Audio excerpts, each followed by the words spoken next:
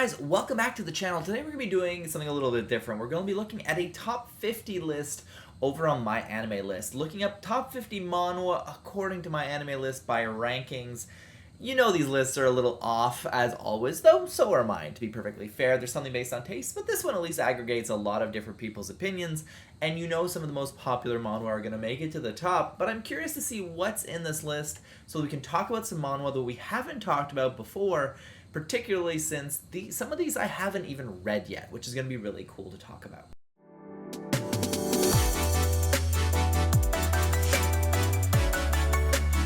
Alright guys, keeping in mind this list is built on basically scores that people have averaged out, and basically they're ranked on what the highest score will be at the top, the lowest score is at the bottom. Starting off at number 50, Ruler of This Land is not a manhwa I've talked about before. It's kind of a mid manhwa, to be perfectly honest. It's a Muriam one with you know, the hyper-embarrassed protagonist that's really obsessed with girls. It's very much a manga trope taking into manhwa. This one's significantly older. Like, we're talking about like 1995 over here. But it's fine. But I think it's going to be way too old for most of you to read. It's not an amazing series by any means, but I think it's still a fun one overall. Helper is one I have not read. Captain Wang, a guard tribe who safeguards a city after he passes away from a mysterious car accident. Stories unfold in his life and the next. The art style looks a little on the strange side. Not sure it's my cup of tea, but Helper, hell as in hell. Dr. Frost is a fantastic Doctor series. I've put this on some lists before, but honestly, I really have a thing for these medical manhwa. I think they're really well done in general, and I think Dr. Frost is actually one of the better ones. Check it out. It's got a fair bit of chapters to read if you're looking to jump into something that is pretty meaty. Four Cut Hero, we're talking about something pretty old. I feel like no one's read Four Cut Hero. That's interesting. Four Cut Hero looks a lot like a manga does from an artistic standpoint. It's one of those defeat the Demon Kings kind of storylines. The art is fine. It's nothing too exceptional. It has this, I won't say medieval, but like magic world kind of aesthetic going on. It's pretty interesting. If you're looking for something in that vein, it's worth checking out, but I wouldn't go that far. I Shall Master This Family. I'm actually surprised this is so low on the list. I Shall Master This Family is a reincarnation story. A girl getting a second, well, reincarnation, rebirth life, I guess. She returns to a life in a family after kind of being pushed aside in an aristocratic family. She comes back to try and make sure that the terrible things that happened that caused the downfall of this great family, they're similar to the Medicis, this arts and all that family, kind of don't fall apart. And it's an interesting story. I think the art is pretty cool and it's working out. After School Lessons for Unripe Apples. I have not read this. Is just a normal middle schooler girl trying to survive school. She likes reading comics. The pop-up group The Fire Boys. Boy she used to know transfers to her school and begins to stir up trouble. No matter what she does, it seems he just doesn't appreciate her effort to get to know him. So it's a romance story, or at least it appears to be the case. I have not read this one, but it's got some love, and it's apparently published by Webtoon. Guys, if you read this one, give me a heads up. What do you think of it? Cheese in the Trap Season 1 is a shorts. I read some of this. It's not a very long series. It's finished.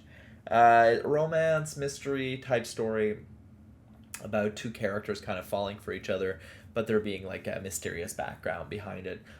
It's fine. I don't think artistically it looks that great, and I think there's better stuff out there, to be perfectly honest.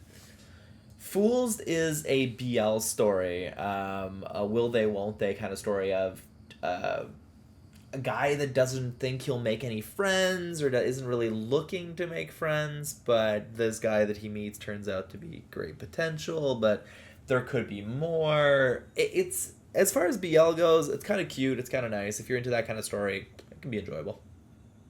Okay, ID is a Transported to Another World story. Definitely one of the older ones in the genre. It went on for quite some time. I don't remember if it actually has a legit ending. I think it just ended, but I'm not 100% sure on that.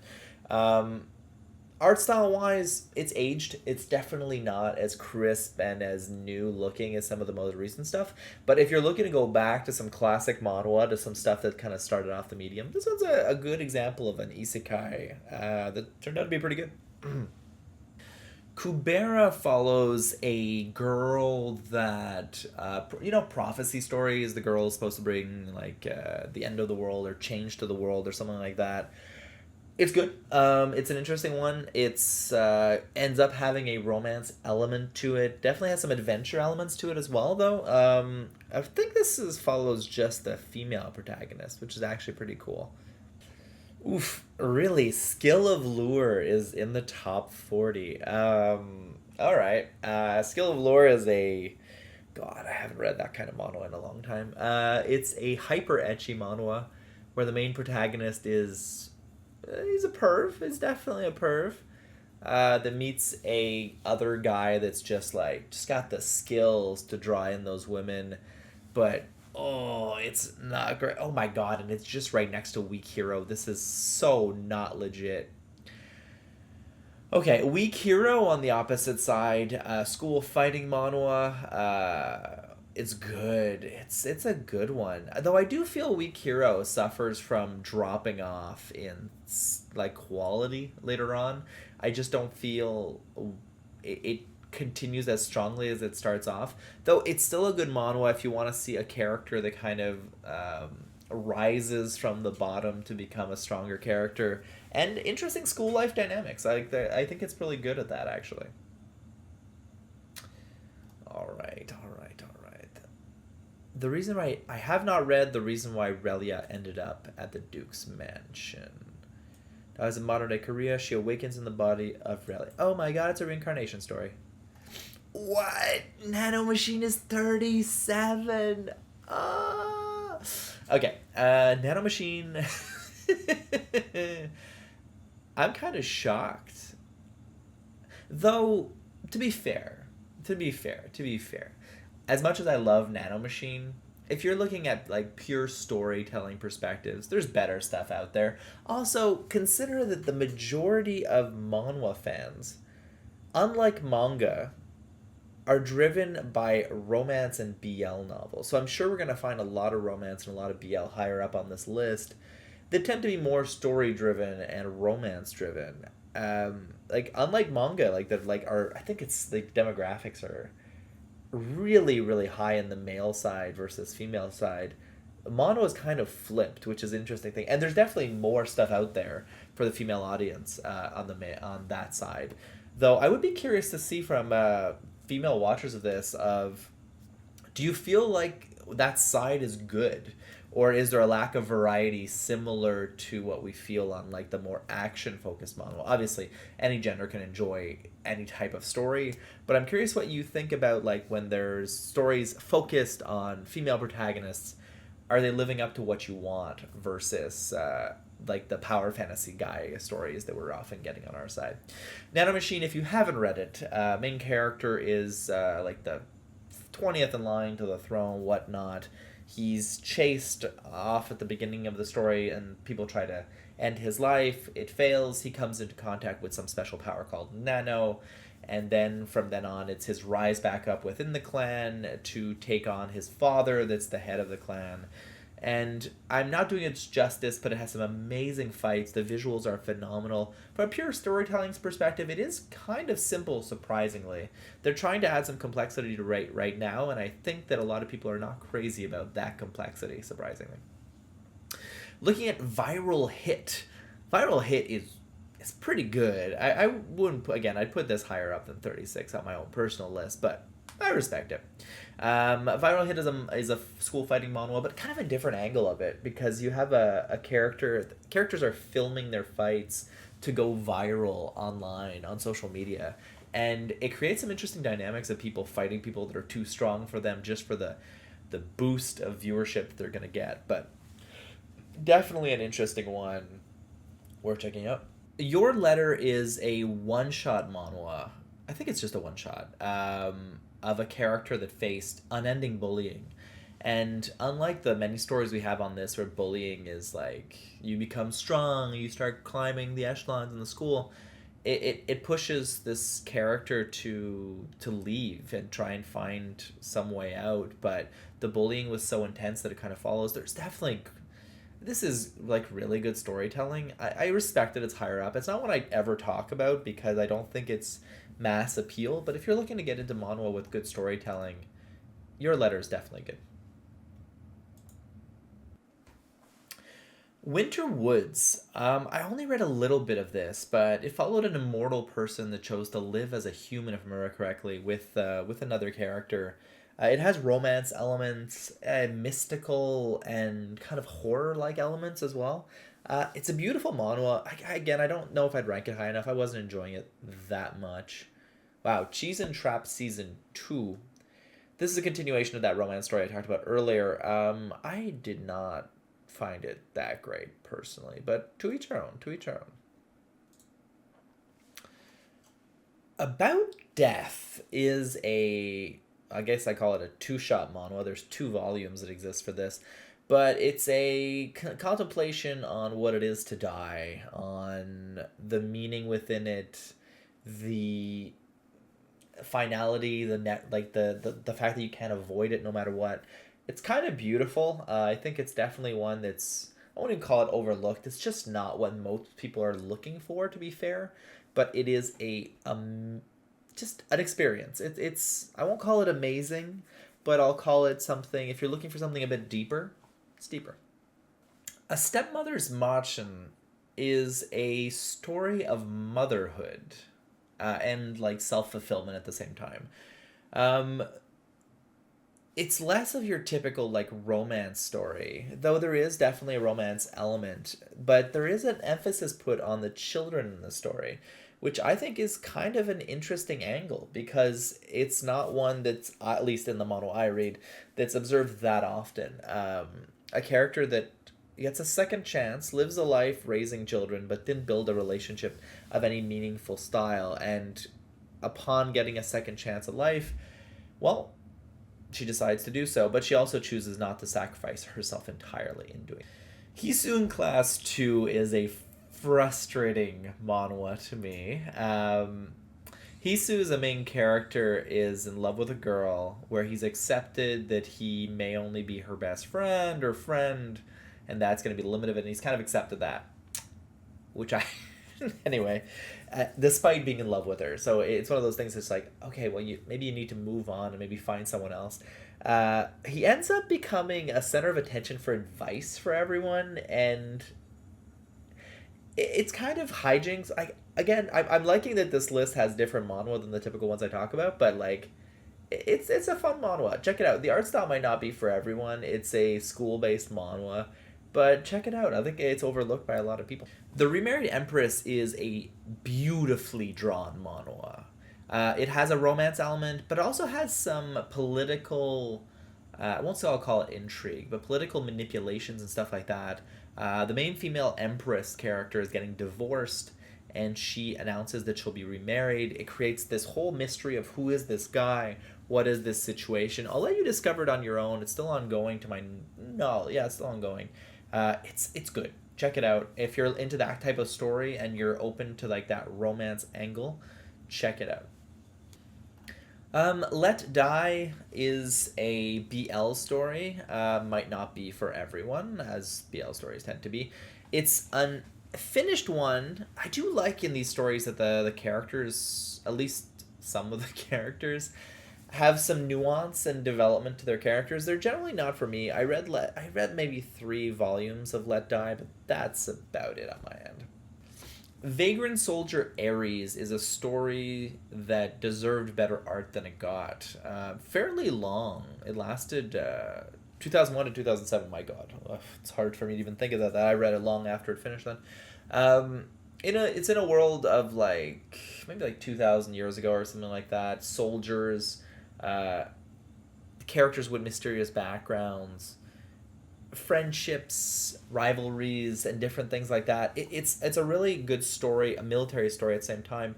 The only thing is, its art style is, in my opinion, very very weak. I think honestly it would probably be higher on this list if it wasn't the case, but I imagine that it's driven largely by the story. Ooh, Her Tale of Shim Song, or Shim Chong. I'm probably not saying that correctly. Is a girl love story. I'm actually surprised to see a girl love story so high on this list. It's kind of beautiful, to be honest with you. I completely forgot about this manhwa, and yet it's not that old. Um, it follows a girl of a deep kindness taking care of a blind father that encounters this other girl, and their romance and discovery of themselves kind of starts. It's in a world where like really women are lesser creatures and things like that, so their discovery of their own love is very important to the story. Cheese and Trap season. I'm not that crazy about Cheese in the Trap, but people love it. Romance wise, I guess it's up there with the romance ones that people are really enjoying, but I think there's definitely better stuff out there. Seasons of Blossom is another romance manhwa that started 2020. It's still ongoing. Um, it's a fun manhwa with the really it's high in drama, I'll say it that way, between the characters, but at the same time I do find the romantic situations kind of feel real in this one, unlike a lot of other manhwa. So I do enjoy it quite a bit, though I'm way behind on the chapters on this one. Oh, noblesse. Noblesse, noblesse, noblesse. I don't think this deserves to be up here so high, to be perfectly honest. It is one of the OGs. I think it's still a really strong manhwa, nonetheless. The only thing is, I think it is at its best when it's not a school slice of life. However, most of the manhwa is still a slice of life manhwa. And I do find, while I love Raziel in those moments of action, the comedy of his, like, barely reacting to anything gets a little old after a while to me. But it is what it is.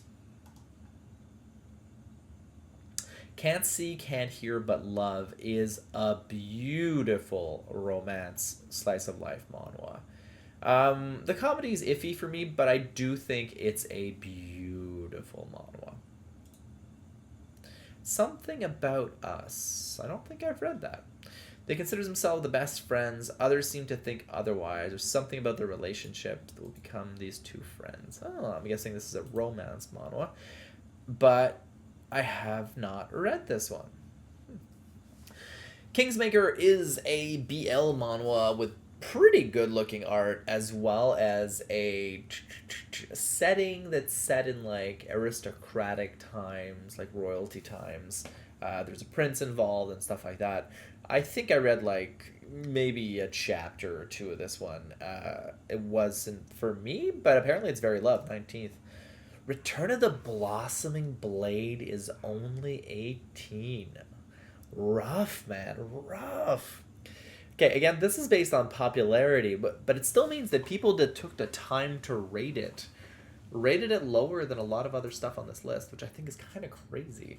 I guess it's just that we're very picky. Return of the Blossoming Blade is, or Return of the Manhua sect for those that read it under that name, is one of the better manhwa to come out in the past few years, of a protagonist that passes away fighting the big bad of his world and is sent 100 years in the future instead of the past this time, which I find is interesting.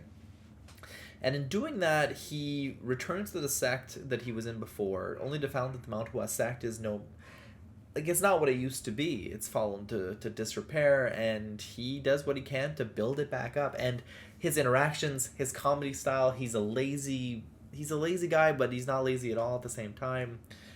Oh, but there's only 5,600 people that actually voted for it. It just shows, like, Villains Are Destined to Die, which is a phenomenal series, also a lot more popular, has 20,000 people that read it and bothered to vote on it. So it just speaks to the audience. It also speaks to my anime list and who's actually on my anime list, but whatever. Spirit Fingers. Yeah. Yeah, this is the Drawing Club one. It's good. Better than Return of the Blossoming Blade. I guess a lot of these series that we read that are action based are strongly dependent on the fighting and the action itself, and the storytelling is often weaker. Whereas these stories that only have storytelling going on and character moments, they have more time to build out characters at the same time. Spirit Finger's an interesting one. It's finished. God, I never cover these manhwa because they're not really what my audience would like. But it's a good manhwa, like about an artist, but romance, slice of life elements. It's modern, unlike a lot of stuff. It's happening today. Yeah. Okay. Villains Are Destined to Die is probably one of my favorite romance manhwas out there. Visually, it looks fantastic. The main female character, she's got attitude. Okay, this sounds terrible. She's got spunk. She's I don't know. I like the way she acts. I think she's cool. She's an interesting protagonist. She's stuck in a game where she knows kind of what the outcome's going to be, and she needs to stay away from a certain character.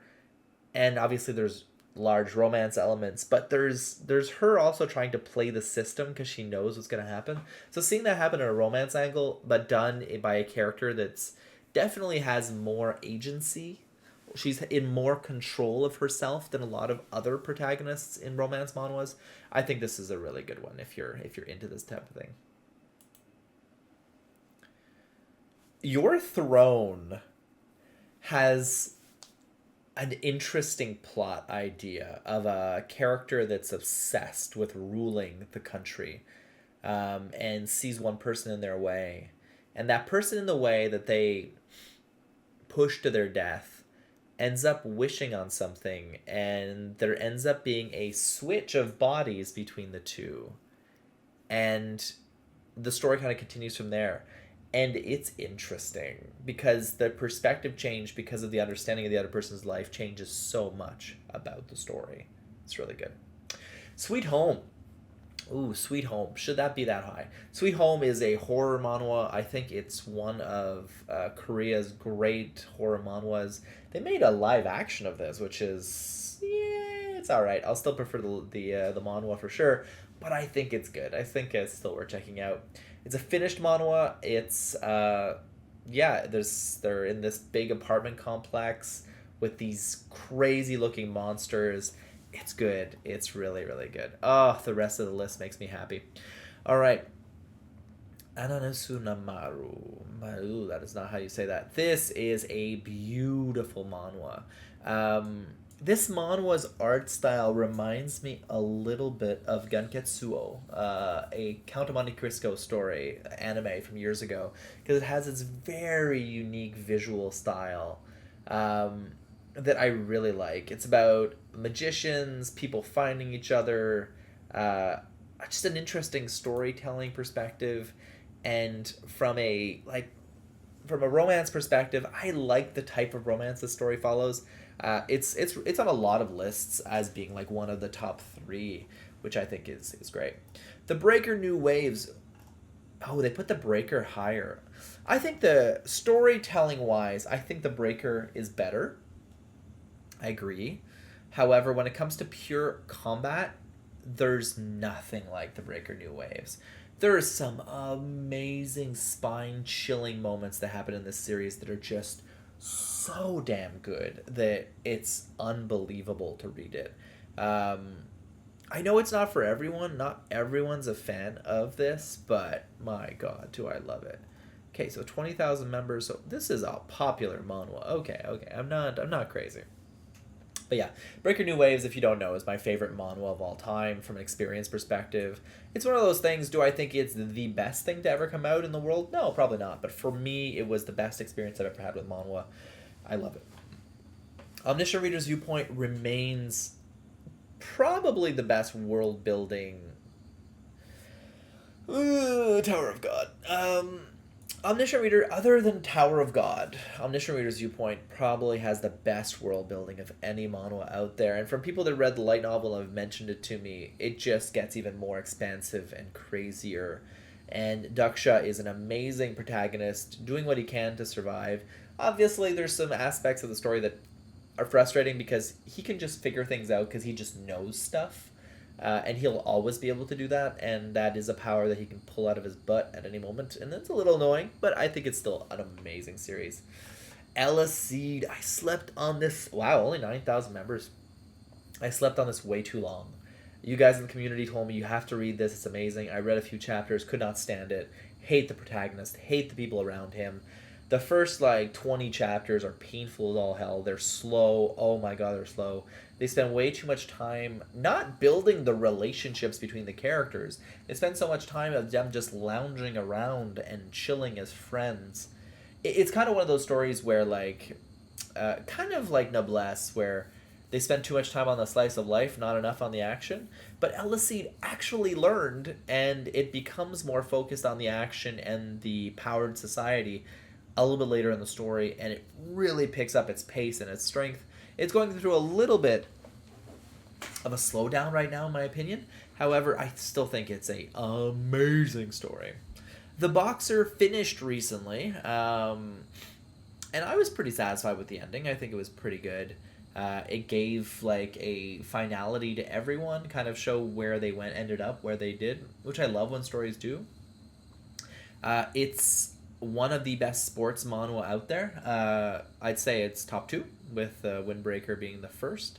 And the only thing I'll say is the boxing, despite it being a story about boxing, it's not like Hajime no Ippo, where there's a lot of focus on the rules and the correct like mechanisms and how you function as a boxer. It's less important to the story. It's more about the character rivalries, and I think it's really good. Wow, this has been going on since 2010. Tower of God was one of my first manhwa that I read, and it was a great story to follow with one of the best pure villains I've seen in a story. Such a good like villainous turn, and you kind of understand why it happens. But I will say the Tower of God for me got a lot weaker later on.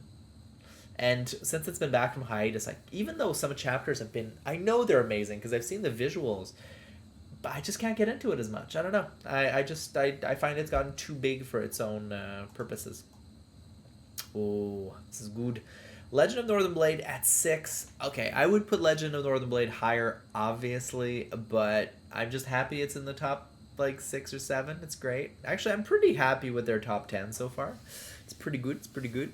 Legend of Northern Blade is amazing. Visually, it is unique and stunning. Has great storytelling, strong combat. I think it's a great tale of a character getting revenge, but also rebuilding the world to a certain extent. Just a masterpiece, pure and pure. Only 20,000 people have. It's still under loved and underappreciated. Who Made Me a Princess? I have not. Oh, it's this one. It's the one where she gets adopted. Remember Claude never gave his daughter even an inch of love, forever yearning for even the slightest bit of parental love. Framed. When a woman from modern day Korea falls asleep with her sleeping pills, she later awakens in the infant body. Oh yeah. It's the one about adoption. Yeah, I've read some of this. Wow, to the point of being number 5. I did not read that far into this. Maybe I should check this out more. Guys, if you read Who Made Me a Princess, tell me if you like it. It's not one that I've read very far, but made it to number 5. It's really loved. Bastard absolutely deserves to be near the top of this list. I would argue that Bastard might deserve to be at number 1. Not because it's my favorite, but because I think it's one of the few manhwas that doesn't really have a flaw.